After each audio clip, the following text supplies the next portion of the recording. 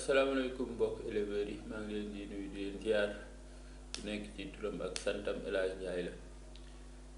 di nuyu ñëpp ñuy suivre chaîne groupe éleveur professionnel bi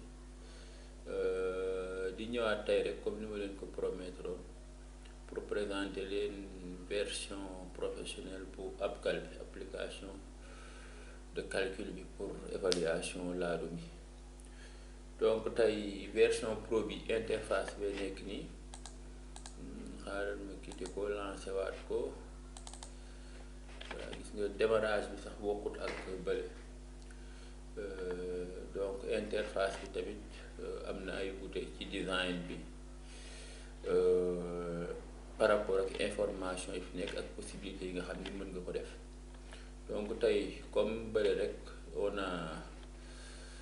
nombre 4 critères yi nga xam ni moom la ñuy calculer pour mâle yi muy hauteur bi longueur bi tour de poitrine bi poids bi soo ñëwee tey tableau bi moo gën a ëpp ay détails comparé ak bële parce que tableau bële turu xar bi ak notam rek ñoo fiy figurer mais bii am nga 4 cases de plus muy 4 critères yi ak déjà ñaar yi muy 6 information.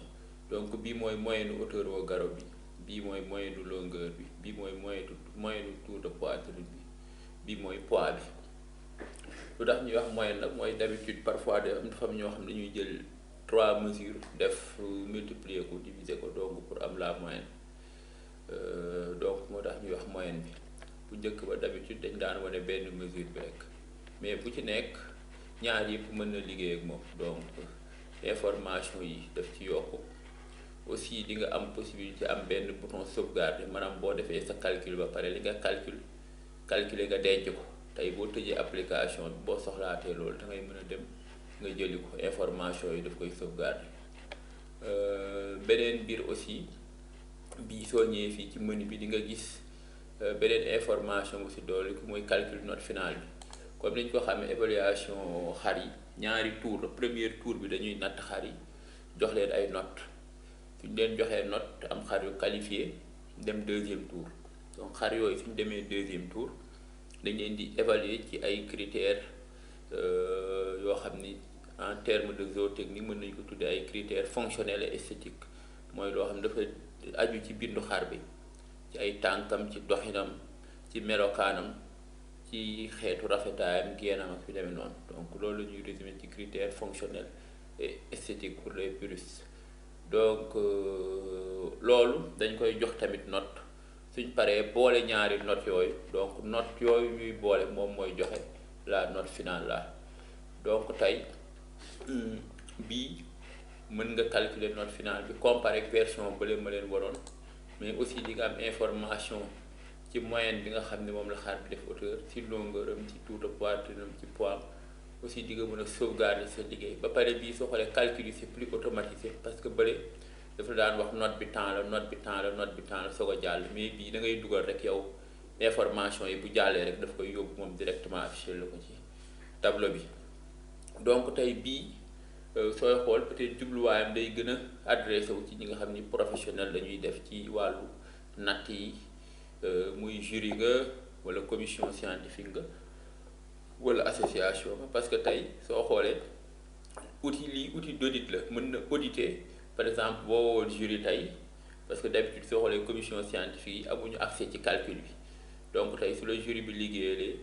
jox la note yi foire bi jeex su amee erreur tamit après coup ngay constater parce que accessibilité calcul bi du la yomb donc avec ça soo amee information yi facilement calcul bi day gaaw mën nga facilement accéder ci information yi bu njuumte amee nga mën ko rectifier. Donc mooy outil d'audit bi mais aussi moom si boppam mën na auditer boppam comment parce que tey soo defee benn calcul sauvegarder fichier bi tu peux refaire le même calcul très rapidement comparer ñaari fichiers yi pour xool ba xam correspondance am na donc nga avancer jàll ci leneen donc tey rôle yu bëri mën na ko remplir par rapport ak utilité bi nga xam ni soit muy jury la wala muy association la wala muy commission scientifique la mën na ko jox parce que genre passe-partout la rek donc tey ñu ñëw fii facilement rapidement bokk def benn simulation ma jël sama fichier exemple Mali, voilà, mi ngi nii. Donc pour avancer rapidement, on a ici 5 mâles ñoo xam ne seen mensuration gi di léegi lu ñuy def lu dul dugal données de référence yi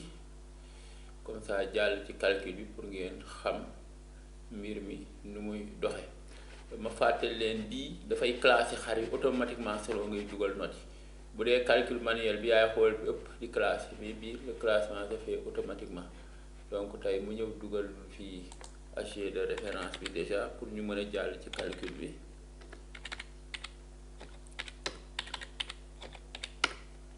Longueur de référence bi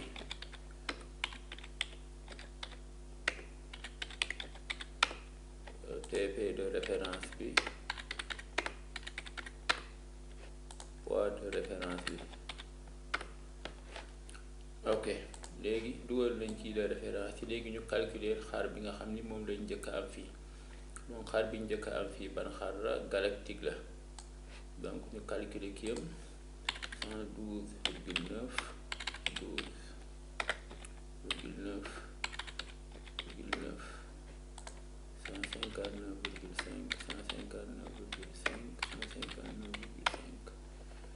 TPM 141, poids 174,5 kg. Donc ñu ñëw fii note mu laaj la turu xar bi galactique. Ok, gis nga automatiquement affiché na la galactique, donc def na ko première position, moo nekk fii premier instant bi parce que boobu lañ njëkk a calculer. Fii mi ngi lay wan chaque jour comme fii ni ma leen ko wax dernier sujet calculé galactique pour di la fàttali bu fekkee da nga yor liste di dugal nga xam kii nga mujj a calculer. Ñu dem ci gi ci topp Aldibo 114,5 153 TP 151 poids 166,7 ou 0,5 peu importe. Après Aldibo, ok, gis nga Aldibo ñëw na. Soo xoolee ba tey galactique ay premier parce que Aldibo astafurlah waa galactique mooy premier parce que note yi gis nga galactique moo ëppale. Donc ñu dem ci ki ci topp moo doon Grand Rane 115 162 141 poids 159,5. Ok,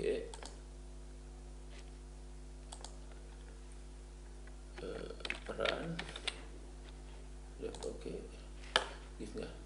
classement automatique bi instant bi xam nga galactique mu doon pay, mais gis nga bi Rane ñëwee note automatiquement classement bi changé na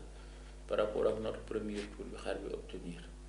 Donc ñu continuer ku ci topp Karamoxo 18,2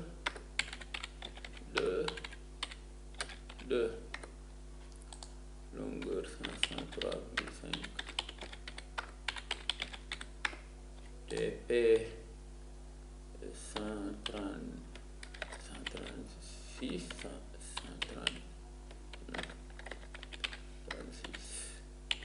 136, le poids 138 kg. Donc fii Karamoxo ngi ok, gis nga soo xoolee fii galactique wàccaat parce que Karamoxo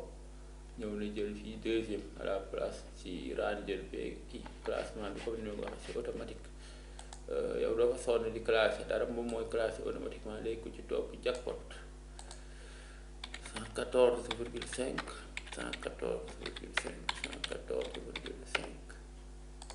163